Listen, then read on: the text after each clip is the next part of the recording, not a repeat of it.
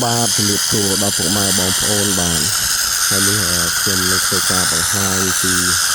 ចង្វាក់សិប្បកម្មចម្លាក់ដោយដៃនៅខេត្តពោធិ៍សាត់យើងដែលជាសិប្បកម្មរបស់ខ្ញុំបាទចម្លាក់ថ្មកែវខេត្តពោធិ៍សាត់ស្វាយតុកបាទ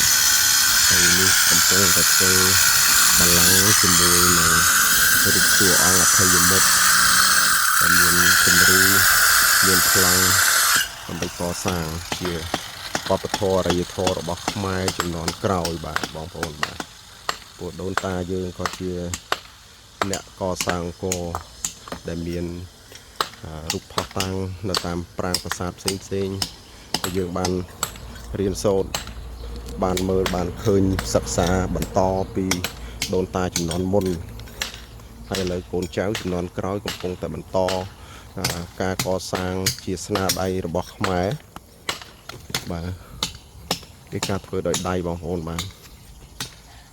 រូបព្រះអង្គអភ័យមុខឥឡូវយើងព្រៀងបាន 50% ហើយបងប្អូនហើយយើងកំពុងតែចាប់រៀងខាត់ចាប់រៀងឲ្យបានស្អាតបងប្អូននេះគឺគំរូប្លង់ដែលខ្ញុំបានដាក់សម្រាប់ឲ្យជាងធ្វើតាមបងប្អូនបាទ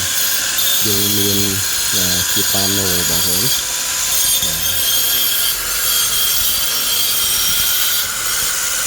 យើងនឹងធ្វើចាក់ជុំក្បាច់បងប្អូននេះនៅមួយជុំនេះហើយតួអង្គផុសបាទឥឡូវយើងធ្វើបានប៉ុណ្នេះបងប្អូន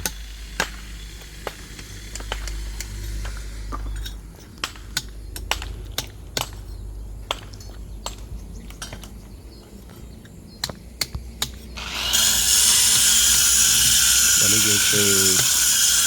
ជាជុំព័ទ្ធជុំវិញបងប្អូនបាទប៉ាណូរូបផុសបងប្អូនបាទហើយសូមអរគុណដល់ពុកម៉ែបងប្អូនដែលលោកតែងតែជឿជាក់លើស្នាដៃរបស់ខ្ញុំបាទជាជាងកូនខ្មែរចំនួនក្រោយបងប្អូនបាទនេះគឺសំណពបាទសំណពបល្ល័ង្កខាងក្រោមប